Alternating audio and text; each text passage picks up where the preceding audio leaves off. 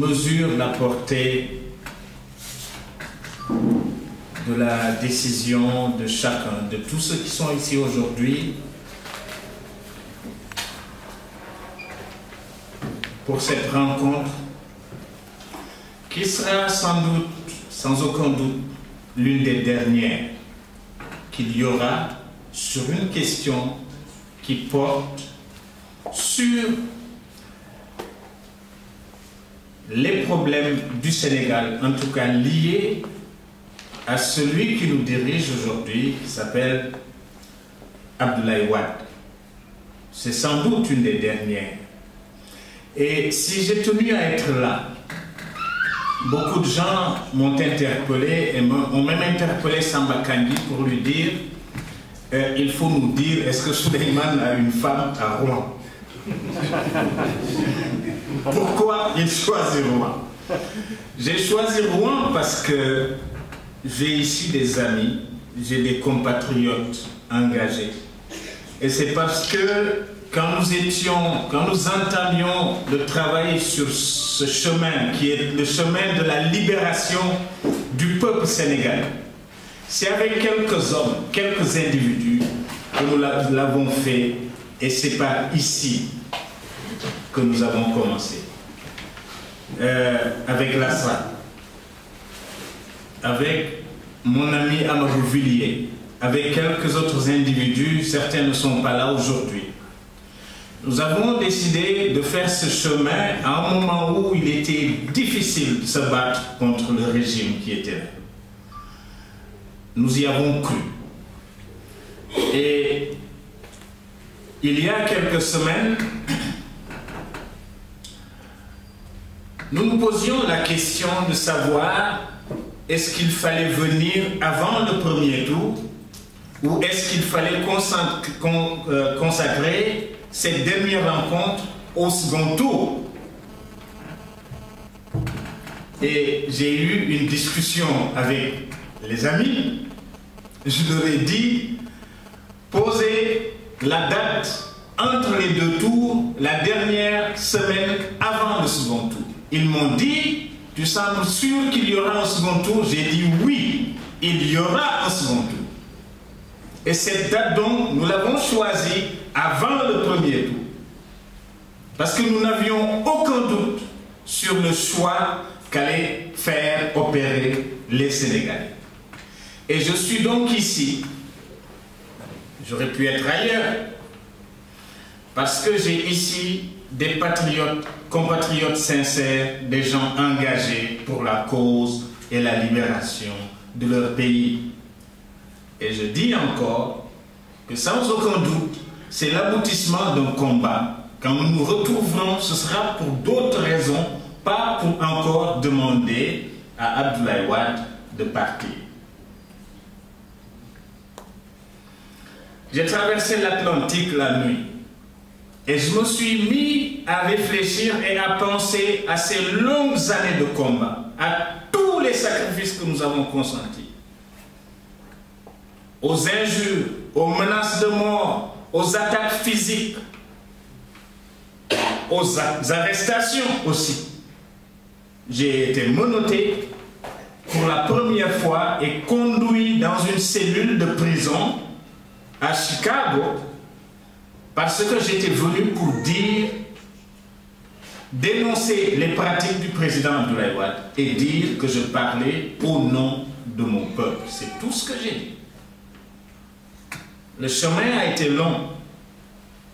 Quand nous allions à New York, il nous fallait demander la protection de la police de New York pour juste pouvoir dire ce que nous pensions de l'état du pays.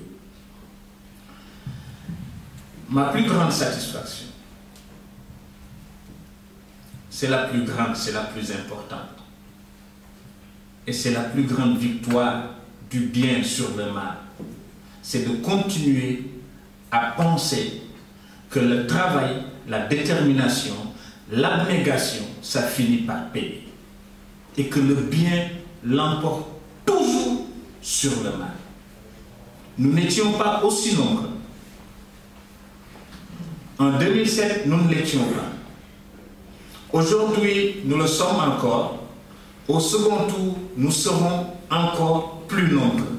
Parce qu'il y a beaucoup de compatriotes qui avaient pensé, pour des raisons qui finalement tiennent la route, que les élections étaient perdues d'avance, que les dés étaient pipés, qu'Abdoulaye Wade de toutes les manières allait gagner au premier tour. J'ai dit, le premier acte dans un combat militant, c'est un acte de foi. Il faut croire d'abord que la cause qu'on défend est une cause juste et que la justice finit toujours par triompher. Et c'est avec cette détermination que nous avons dit aux Sénégalais, allez voter, défendez votre vote. Abdoulaye Wade n'aura aucun moyen de vous arracher votre suffrage et votre voix. C'est le cas au second tour. Il y a encore 49% de Sénégalais que nous devons convaincre qu'il est possible au Sénégal de changer les choses. Nous sommes partis de loin. Rappelez-vous que c'était il y a 20 ans, que pour la première fois, la classe politique sénégalaise et la société civile se sont réunis pour discuter pour la première fois de notre histoire et s'entendre sur un code consensuel. C'est bien d'avoir ces repères pour se rendre compte qu'en 20 ans, sur plus de 200 ans d'histoire politique, les avancées que nous avons faites, puisque en 20 ans, nous sommes sur le point, sur la voie de réaliser une deuxième alternance politique. C'est bien de se poser des repères en ces termes-là. Et que finalement, la durée du régime d'Abdoulaye Wade, aussi longue qu'elle est, elle est de 12 ans.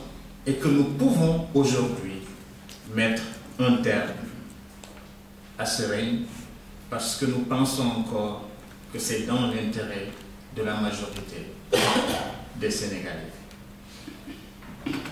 Nous avions voté pour Abdoulaye Wade. Et le problème que nous avons, il y en a beaucoup. Nous allons faire un petit diagnostic de la situation des Sénégalais pour que les gens comprennent un peu pourquoi, depuis plusieurs années, nous sommes en train de nous battre pour changer ce régime. Il y a évidemment des questions liées, qui sont plus marquantes, liées au fait que le président de la République, il nous avait dit, et moi, il me l'a dit moi-même le 2 février 2000, quand il est venu nous voir à Walfadjri. Il nous a dit que non seulement il faisait un seul mandat, mais qu'il ferait un mandat de 5 ans. Et je lui ai dit, mais comment? Il a dit, je vais démissionner au bout de 5 ans. Et j'ai des témoins, et c'est écrit noir sur blanc. Mais ce n'est pas ça le problème. Ce n'est pas ça le problème. Et Abdoulaye Wade lui-même avait pensé que cette question, en réalité, était secondaire. Et qu'au moment de choisir, les Sénégalais allaient penser à quelques réalisations qu'il a pu faire et oublier les questions liées même à leur vécu et à leur quotidien. Les Sénégalais sont fatigués. Il y avait depuis longtemps, et nous le voyons déjà venir, les conditions d'une révolution, en tout cas d'une révolte populaire au Sénégal. Ça s'est fait le 23 juin 2011, ça s'est fait le 27 juin 2011, ça s'est traduit encore pendant les semaines qui ont précédé le premier tour de l'élection présidentielle. C'est quand il y a une masse critique de Sénégalais exaspérés. Quand le président de la République lui-même souffre de légitimité, et quand dans un régime comme celui que nous connaissons, il y a une crise interne qui aboutit à des fissures et à des départs à des fractions, comme le Parti socialiste en a eu entre 1998 et 2000, comme le PDS en a eu depuis quelques années avec les nombres départs. Nous savions que de toutes les manières, Abdoulaye Wade n'avait aucun moyen, sur la base d'élections régulières, de gagner. Et les résultats qu'il a obtenus sont les mêmes que toutes les projections lui donnaient, compte tenu du fait qu'il a encore les moyens, avec son pouvoir, et avec l'argent, avec l'État, d'influencer et de modifier le choix des populations. Nous espérions, nous qui avons voté pour lui et qui nous sommes battus pour qu'il vote, nous espérions surtout qu'il améliore le sort des Sénégalais et des masses qui s'étaient paupérisées, et notamment de la classe moyenne qui, du fait de 20 années d'ajustement structurel, avait pratiquement disparu. Aujourd'hui, nous assistons, et c'est le cas depuis 2000, à un renchérissement du coût de la vie qui est devenu insupportable pour les Sénégalais, avec le prix du litre d'huile qui a doublé, le prix du sucre, le prix du gaz, le prix du riz qui est passé de 140 francs à pratiquement 475, 500 francs. Les Sénégalais sont fatigués. Et vous savez que quand Abdoulaye Wade est venu, nous étions, lui-même avait dit, je m'en tiens à sa déclaration qu'il a faite le 5 mai 2000 quand il est venu ici à Paris sur le perron de l'Élysée pour dire, je ne peux pas dire que je n'ai pas trouvé de l'argent au Sénégal, de l'argent nous en avons. 6 ans après, en 2006, il a lancé, il a mis en place ce qu'on appelait le document stratégique de réduction de la pauvreté au Sénégal. Et nous venions sur le plan international d'avoir une embellie et un contexte jamais connu jusqu'ici.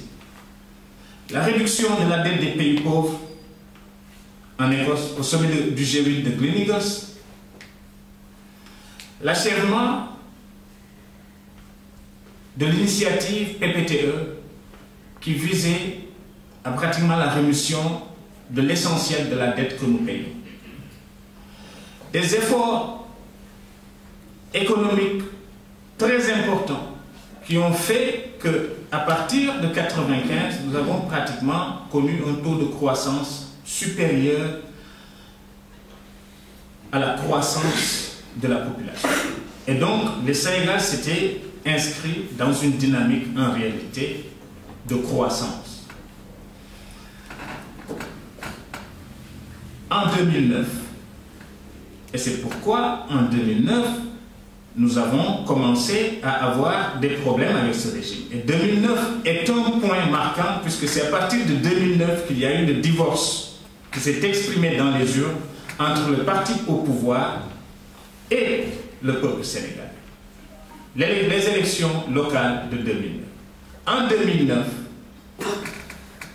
cette stratégie, elle avait lamentablement échoué, puisque le taux de pauvreté chez les populations, surtout urbaines, était le même à 51%, et dans le monde rural, les populations sont devenues plus pauvres, puisque c'est passé de 61 à 63%. Les Sénégalais sont devenus plus pauvres.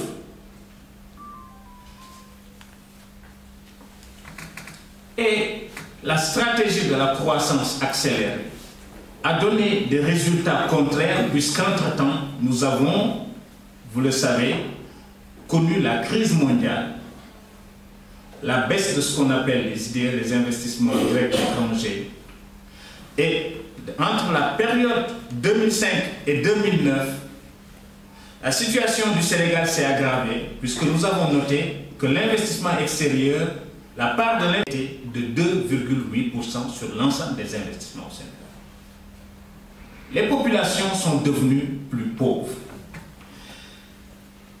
Il y a des facteurs exogènes liés au contexte mondial, mais il y a des facteurs endogènes liés aux pratiques du régime. Puisque nous sommes partis pratiquement de zéro dette intérieure à un surendettement de plusieurs centaines de milliards qui a fini par faire disparaître les PME et les PMI. Les prix des denrées ont augmenté.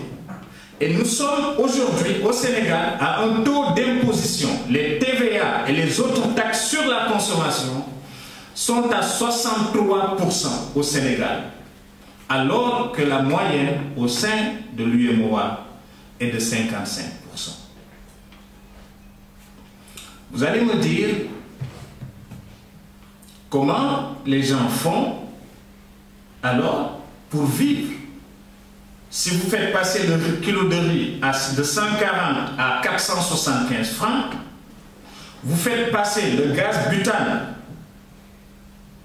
de 1295 francs à 3000 francs, il faut bien, cet argent que les gens donnent, il vient de quelque part et il va enrichir le président de la République et entretenir le train de vie de l'État.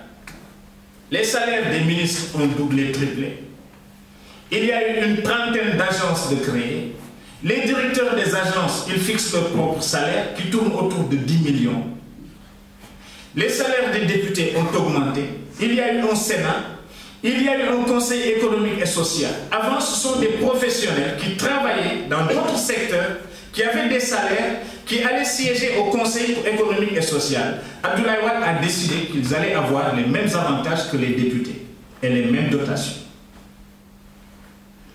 Ça a augmenté le train de vie de l'État, sans compter évidemment le nombre de ministres et de ministres conseillers, qui est à plus de 100 maintenant. Ils étaient à 86 au dernier décompte. Eh bien, on nous dit que le revenu par habitant, les Sénégalais sont enrichis parce que le revenu par habitant est passé de 500 $ à 1045 $. Ce qui est vrai.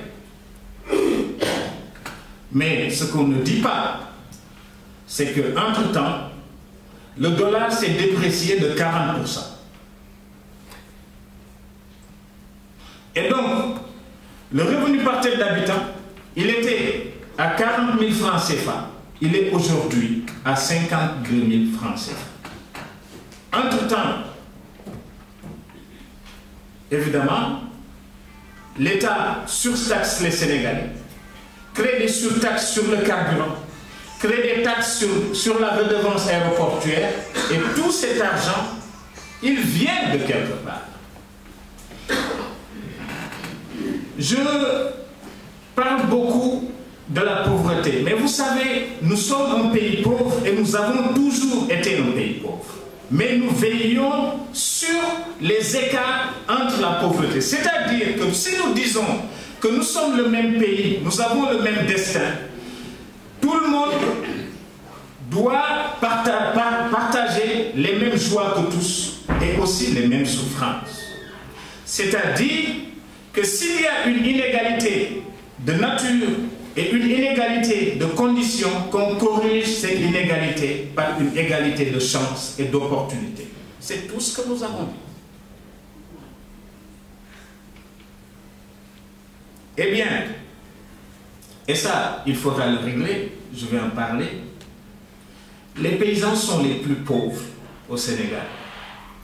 Et quelque part, nous avons échoué parce qu'ils continuent à voter, à être ceux qui votent le plus pour Abdoulaye Wade. Nous devons savoir pourquoi. Nous devons voir pourquoi.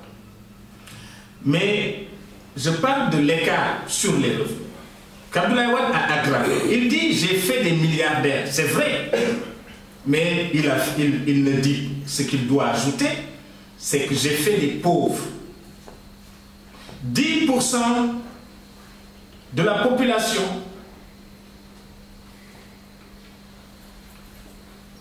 « 40% des revenus sont à 10% de la population. » Et c'est comme ça que petit à petit, on a créé, c'est vrai, un groupe, un clan du régime qui s'est enrichi, un clan affairiste, mais aussi des Sénégalais pauvres. Aujourd'hui, à 90%, les Sénégalais ont réduit leur consommation de viande, leur consommation de sucre, leur consommation de lait. 90%. La part dans certaines régions comme Kaolack, comme Fatick, elle est encore plus élevée et plus de la moitié de la population aujourd'hui se contente d'un ou deux repas, supprime au moins un repas. Et vous savez, et cette question me tient à cœur, nous savons tous que le seul moyen que nous avons de sortir de la pauvreté, c'est d'amener nos enfants à l'école. Leur donner une chance d'avoir des diplômes et de trouver du travail. Il n'y a pas d'autre moyen de s'en sortir. Il n'y a pas d'autre moyen à part voler. Il n'y a pas d'autre moyen. Il y a des gens qui restent chez eux, qui ne font rien, qui disent mon père était tel, mon père était un tel, je reste chez moi, je ne travaille jamais, mais ça c'est bientôt fini. Si vous voulez donner à votre enfant plus de chances que vous en avez eu, le seul moyen c'est de l'amener à l'école. Avant, l'État garantissait par l'éducation, par la gratuité de la formation, une possibilité d'ascension sociale, de quitter la pauvreté pour accéder au travail. Tous ceux qui sont aujourd'hui, y compris Macky Sall, y compris Abdoulaye Wade, Moustapha Niasse et Ousmane Tanor Dieng, si ce n'était pas l'école publique et les efforts consentis par les populations pour les mettre dans les conditions de pouvoir étudier, ils seraient restés en campagne des cultivateurs qui vont attendre les saisons pour cultiver. Et cette partie de la population est la plus pauvre. Aujourd'hui, le taux de scolarisation est de 101% chez les revenus les plus élevés et de 26% chez les ménages pauvres. C'est-à-dire que si vous avez votre fille qui va à l'école, elle grandit, elle a 11 ans, 12 ans, vous n'avez pas d'argent chez vous, vous n'avez pas quelqu'un pour travailler pour vous, vous n'avez pas une bonne chez vous, vous lui dites arrête l'école. Et si vous trouvez quelqu'un pour l'épouser, vous la donnez parce que vous n'avez pas de moyens pour la nourrir. Nous proclamons que nous sommes un seul peuple, nous sommes tous une même famille, mais nous ne le traduisons pas dans la réalité par la solidarité dans nos actes. Et ça fait partie des espoirs et de ce que nous attendons du nouveau régime. Les Sénégalais sont plus pauvres. Ils sont encore plus taxés qu'avant. Et cet argent sert à entretenir le train de vie de l'État. Et vous allez me dire comment ils font pour vivre. Ils vivent parce que nous qui sommes à l'étranger, nous qui sommes ici, nous envoyons tous les jours 2 milliards de francs CFA. Tous les jours. Le matin, avant le coucher du soleil, nous envoyons 2 milliards au Sénégal. C'est grâce à ça que les gens, les populations vivent. Rien d'autre. Rien d'autre. Eh bien, l'argent que nous envoyons, il est recyclé par des taxes sur la consommation, par la TVA, pour retourner dans les poches d'Abdoulaye Wade, et des gens qu'il entretient aujourd'hui. C'est avec cet argent, c'est cet argent, malheureusement, qu'on utilise pour aller corrompre les pauvres et leur demander encore de maintenir ce régime qui est là. J'ai été choqué quand j'ai appris la dernière fois qu'il a donné des voitures à des ambulants, en me disant, mais quand vous allez dans les villages, vous trouvez des femmes qui sont obligées de monter à dos d'âne ou sur des charrettes pour aller à la maternité, qui connaissent des problèmes, parce que simplement il n'y a pas d'ambulance, il n'y a pas de structure sanitaire. Le Sénégal, l'un des objectifs visés par le document de réduction de la pauvreté en 2006, c'était d'atteindre les objectifs du millénaire pour le développement en 2015. Nous nous étions engagés à augmenter, à relever la part de budget alloué à la santé au moins à 15% pour atteindre ces objectifs. En 2008, nous étions à 4,5%. Aujourd'hui, nous n'atteignons même pas 10%. Il y a 25 hôpitaux pour 14 millions d'habitants. 25 hôpitaux. Il y en a 2 qui ne sont même pas fonctionnels. L'hôpital de Fatick et l'hôpital de Ziguinchor. Un hôpital pour 495 000 Sénégalais. 495 000 Sénégalais. Un hôpital. Alors, calculez combien de temps il faut à un Sénégalais pour pouvoir se rendre à l'hôpital dans l'année. C'est ça que nous vivons. Eh bien, et cet écart-là, il s'accentue parce que les gens qui ont des moyens, ils vont se faire soigner à l'étranger. Nos médecins qui n'ont pas de conditions pour pouvoir pratiquer et exercer au pays, j'en connais beaucoup, même au sein de l'armée, qui font la santé militaire, qui reviennent ici se former et après qui finissent par quitter. Nous avons des médecins qui ont été formés et qui s'expatrient et qui restent à l'étranger. Simplement parce que dans le pays, les conditions ne sont pas réunies. J'aurais pu parler des centres de santé, j'aurais pu parler des postes de santé, des difficultés que nous avons, de l'endettement aujourd'hui des hôpitaux. Parce qu'Abdoulaye Wade, il décide sur un coup de tête et il dit nous allons mettre en place le plan César sans maîtrise des taux, sans maîtrise de rien du tout. Les gens se ruent dans les hôpitaux, ça endette les hôpitaux et aujourd'hui ils sont sous le poids de la dette. Depuis 4 ans, ils se sont engagés à payer la dette. Ils ont commencé par 2 milliards, 1 milliard, 800 000. Ils disent l'année prochaine, ils vont donner 700 000 francs. Millions, pardon, de francs. Et ce n'est pas parce qu'il n'y a pas en réalité de ressources. Les ressources, elles sont orientées vers des secteurs qui ne sont pas une priorité pour le Sénégal. Il est en train de faire 25 km de route qui vont nous coûter 375 milliards. C'est impensable. C'est inadmissible. Il est en train de construire un aéroport. Et je l'entends dire qu'il ne veut pas avoir des problèmes avec les bailleurs de fonds. Parce que je n'ai pas compris. Parce que l'aéroport est financé par nous. Le trafic, 1 million de passagers qui passent chaque année. Nous payons en moyenne 60 €. Calculé depuis 2005, combien ça fait? L'aéroport est déjà financé. Calculez 1 million par année de passagers qui payent en moyenne 60 €. Calculez combien ça fait. Aujourd'hui, c'est moins cher de quitter les États-Unis pour venir ici que de quitter Casablanca pour aller à Dakar. Parce qu'on passe notre temps à payer des taxes. Et il en imagine toujours, caisse de dépôt et de placement, il imagine toujours des moyens de prendre de l'argent des Sénégalais.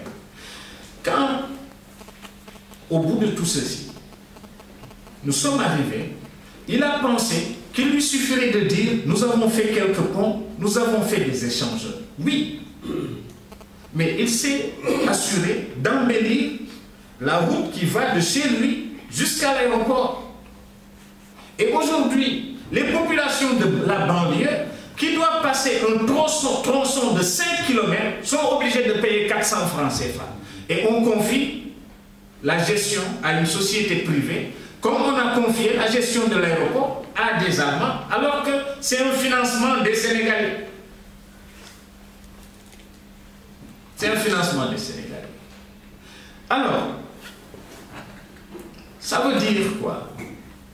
Nous avons, nous Sénégalais de l'extérieur, une double responsabilité. Celle de nous engager pour notre pays, mais deuxièmement parce que ces dernières années, en réalité, nous avons non seulement financé la vie des populations en envoyant de l'argent, mais nous avons aussi financé le train de vie d'Abdoulaye Wade et de son fils à travers des taxes aéroportuaires, parce que l'argent que nous payons, et c'est nous qui le payons. Depuis quelques années, ils ont investi dans le domaine hôtelier en parlant d'hôtels de 5e génération. Tout ça. Il y en a qu'on n'a pas vu. Mais en même temps, nous sommes passés, nous avions un objectif d'1 million de touristes quand Abdoulaye Wade quittait. Nous sommes passés à 750 000 et nous, maintenant, nous sommes autour de 500 000, 400 000. Nous savons bien que le trafic passager, il n'y a aucune raison rationnelle qui doit nous amener aujourd'hui à même avoir besoin d'un deuxième aéroport.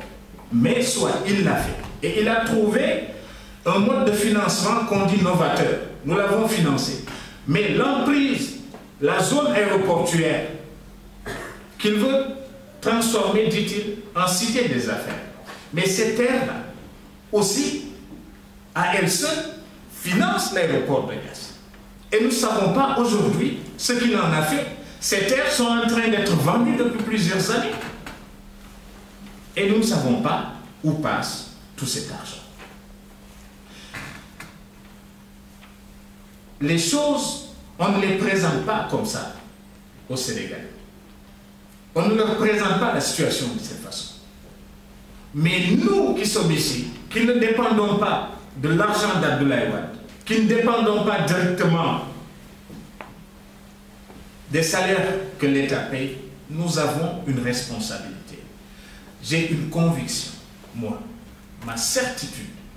Nous sommes 204 000 à voter. 204 000. Nous sommes 204 000. Il ne faut pas le négliger. C'est nous.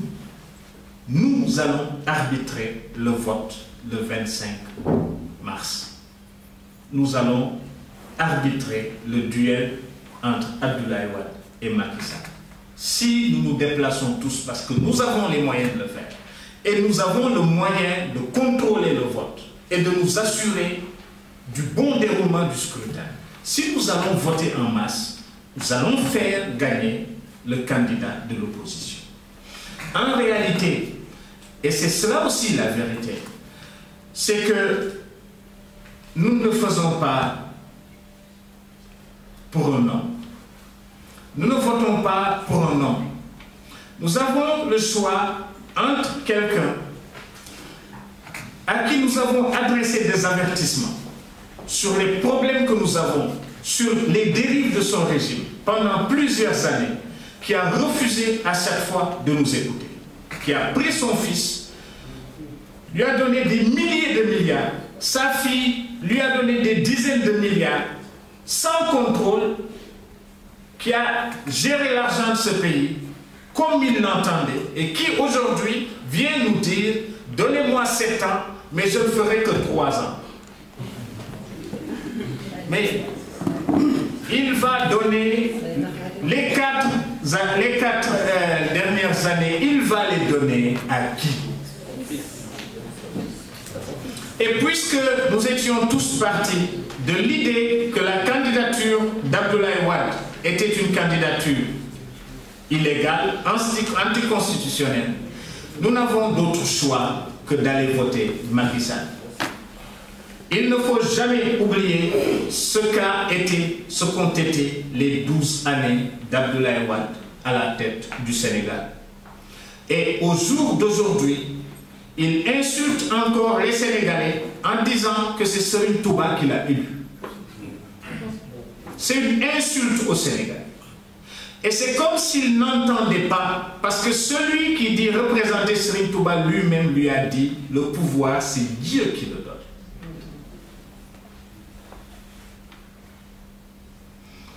Au lieu de s'adresser aux Sénégalais, de leur dire j'ai pu me tromper, il continue aujourd'hui encore à dire qu'il y a 49% de Sénégalais qui ont voté pour lui, qui n'ont pas pu aller voter parce qu'ils ont eu peur. Les gens qui n'ont pas été votés, ils n'ont pas été votés parce qu'ils pensaient qu'il ne servait à rien de voter. Maintenant, ils savent que ça sert à quelque chose et ils vont sortir et voter en masse contre Abdoulaye Wade. Je ne sais pas si vous avez vu les masses à Ziguinchor, un peu partout, qui sont sorties à chaque fois que Macky Sall passe. Abdoulaye Wade n'a aucun moyen de gagner cette élection. En réalité, on parle de vote mouride. Et ils ont parlé, à un moment donné, de vote ethnique. Mais Abdoulaye Wade a eu plus de voix à Matam qu'à Mbacké. Il a eu plus de voix à Matam qu'à Mbacké. Il a eu plus de voix dans la région de Matam que dans la région de Diourbel, chez les Mourides. Les Pulaars ont plus voté pour lui que ceux qui est allé voir sa confrérie. Et l'endroit où il a commencé son vote. Il a eu 55% dans le département de Mbacké. Il a eu 38% dans la région de Diourbel. Il a eu 59% à Kédougou.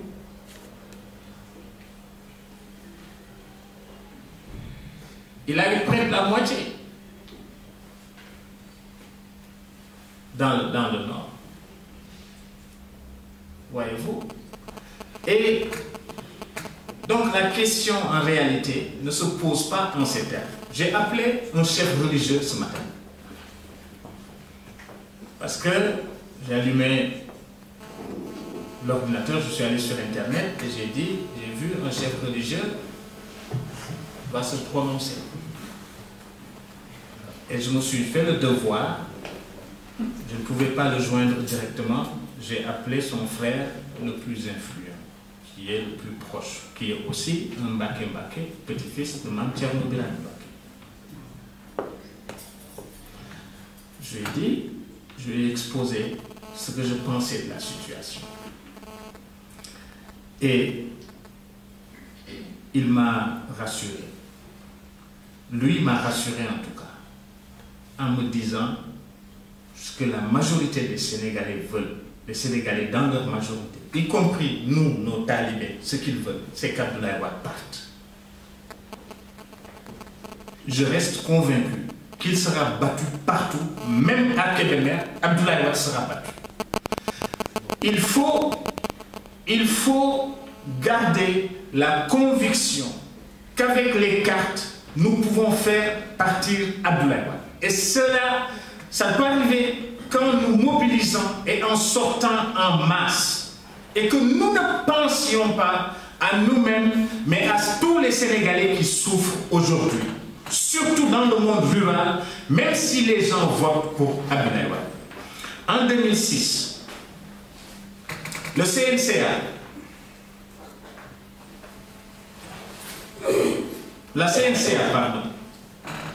avec la compagnie,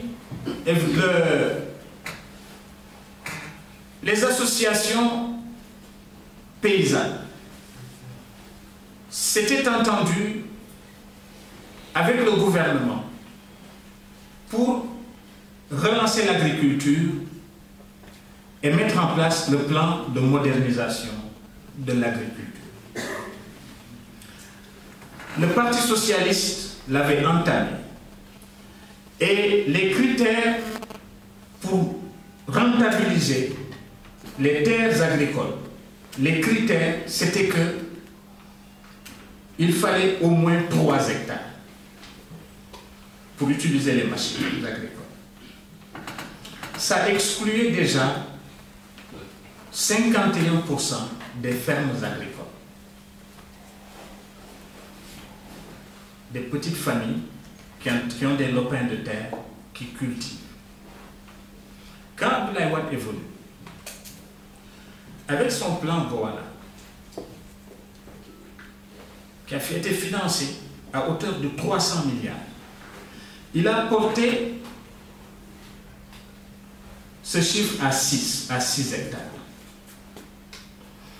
En réalité, cette mécanisation, sa mise en place, obéissait à une logique de spoliation des terres des paysans. Et c'est ce qui se passe dans le nord, c'est ce qui se passe dans le sud du Sénégal, c'est ce qui se passe dans le monde paysan. L'objectif de 2012 est de 320 000 hectares. C'est plus de 90% des fermes familiales.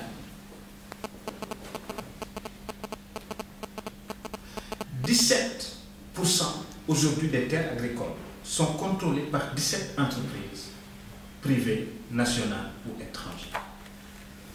Si nous le laissons venir, les gens qui étaient partis dans le nord, dans le Fouta, qui se sont heurtés aux populations, il y a eu 2 morts.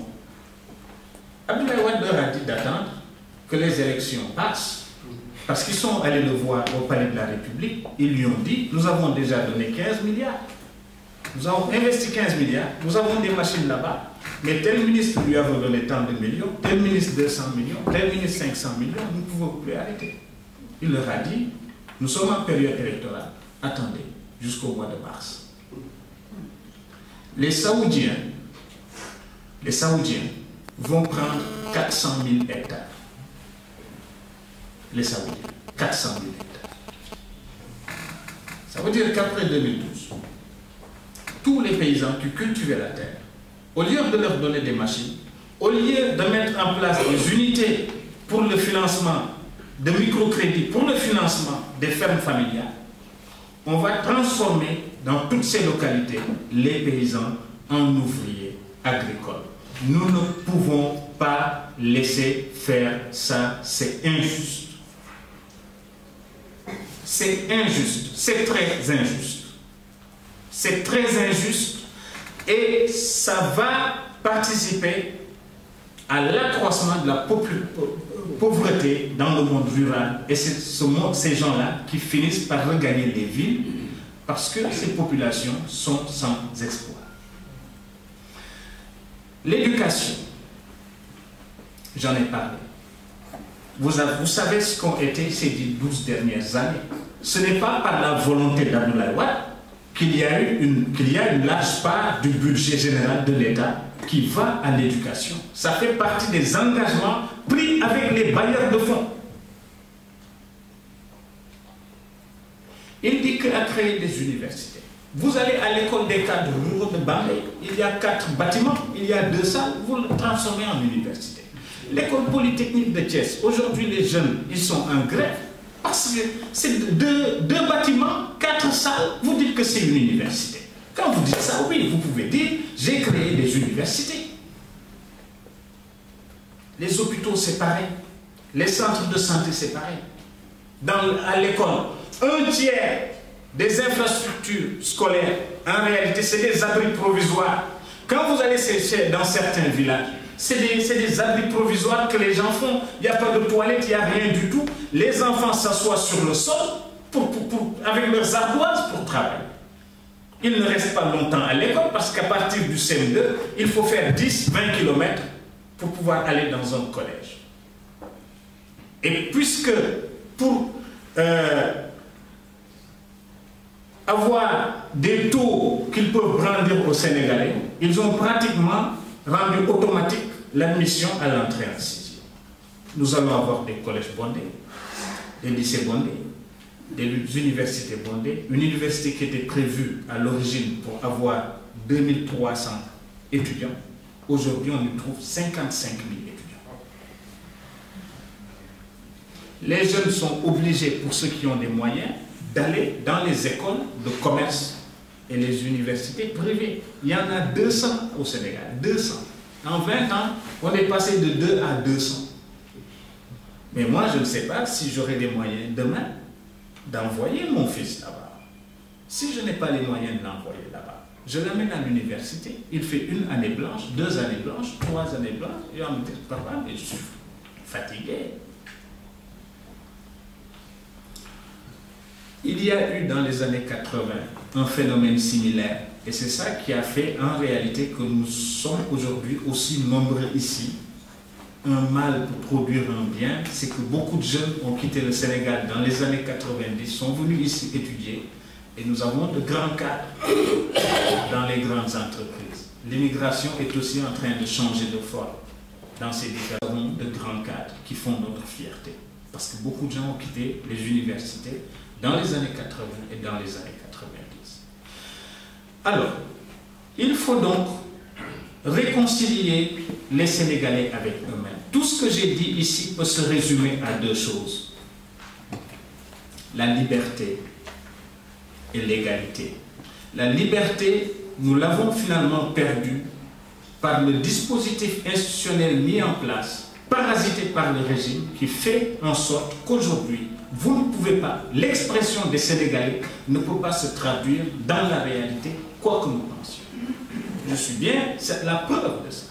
Parce que depuis 8 ans que je suis à l'étranger, à chaque fois que j'ai été à une manifestation, où j'ai été bien surveillé et bien gardé, où j'ai été agressé. Pourquoi? Parce que je suis contre, je serai contre Abdoulaye Wade.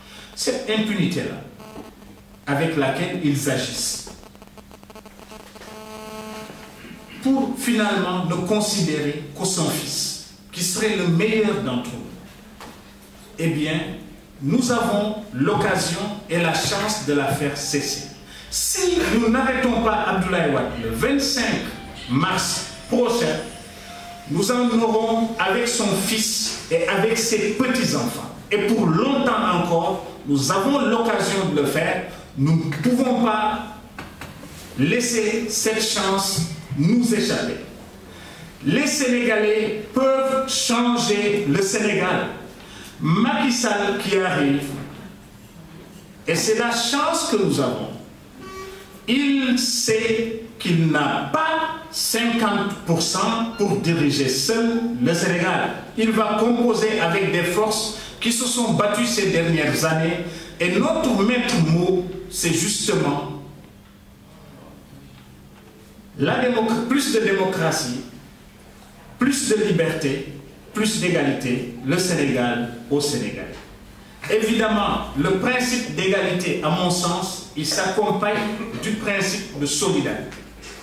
C'est que ceux qui ont les moyens, ils doivent être sensibles à la situation de ceux qui n'ont pas de moyens, qui vivent avec nous, qui sont nos compatriotes. Nous ne pouvons pas continuer à avoir une société à 2 vitesses où les 10% les plus riches s'accaparent de près de la moitié des revenus et des richesses. C'est impossible.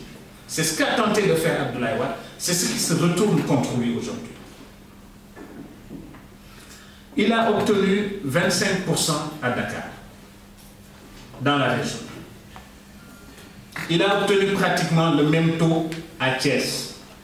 Il a fait ses gros scores dans la périphérie. Le score le plus important, je l'ai noté à Kédougou. Excusez-moi.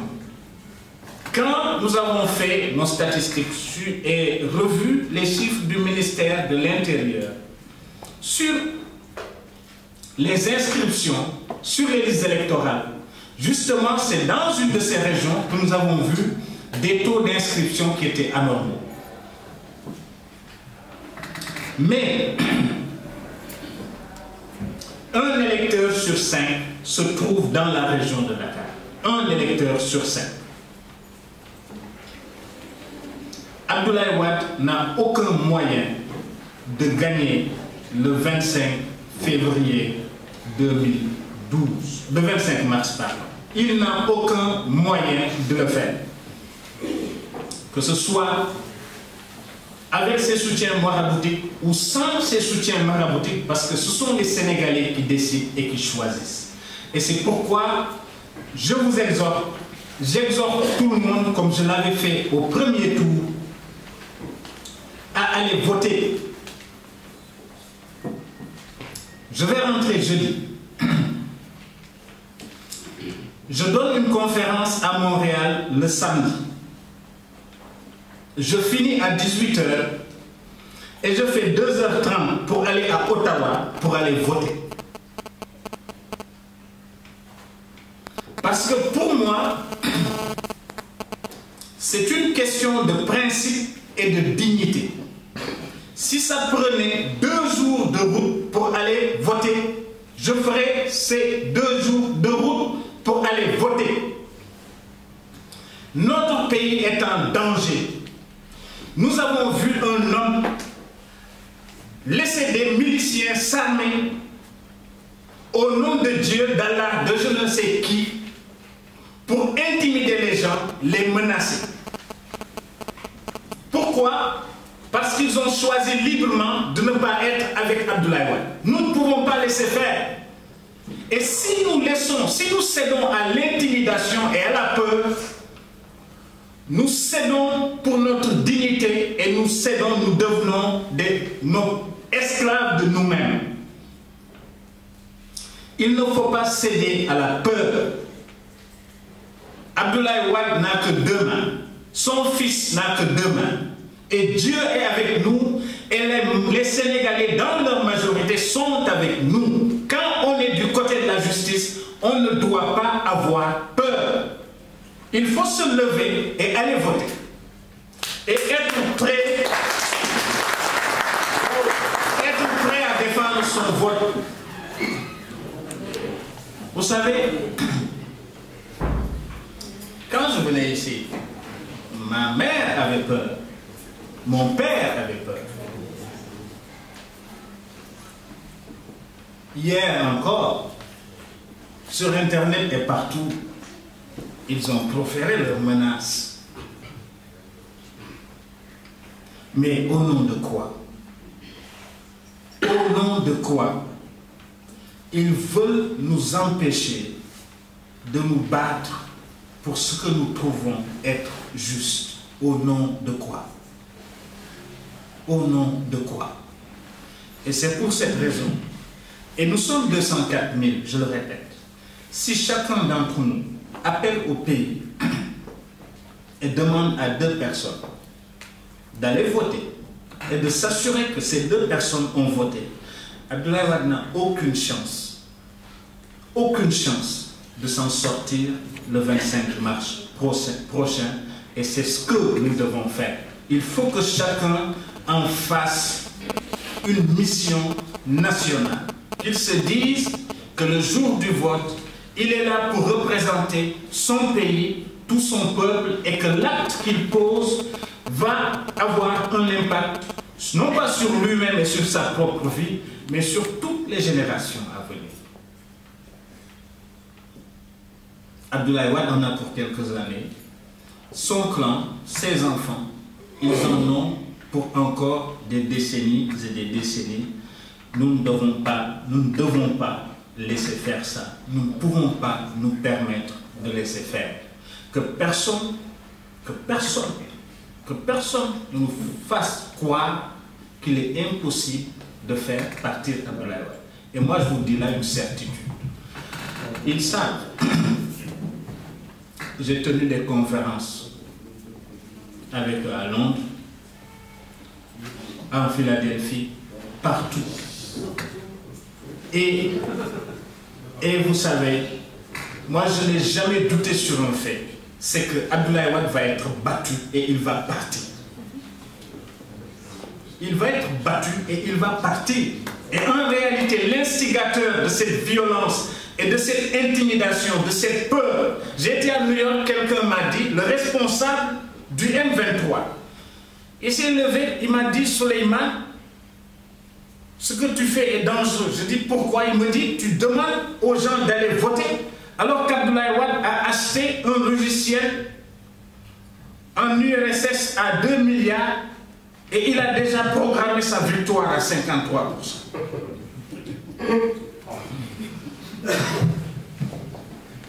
J'ai dit, je me suis engagé dans la salle, j'ai dit, allez voter. Et si vous allez voter, Abdoulaye Wade n'a aucune chance de gagner, il va perdre. et il a perdu. Il n'a aucun moyen de remonter 34%. C'est impossible. Gbagbo avait fait 38%. Abdou Diouf avait fait 42%. Abdoulaye Wade n'a aucun moyen de faire 50% le 25 mars prochain. Et c'est pour cette raison que nous devons aller tous voter. Je vous remercie d'être venus si nombreux m'écouter. Je ne vous remercierai jamais assez. Nous allons poursuivre les discussions sur différents aspects parce que j'imagine qu'il y a d'autres questions dans la salle et voilà. Alors,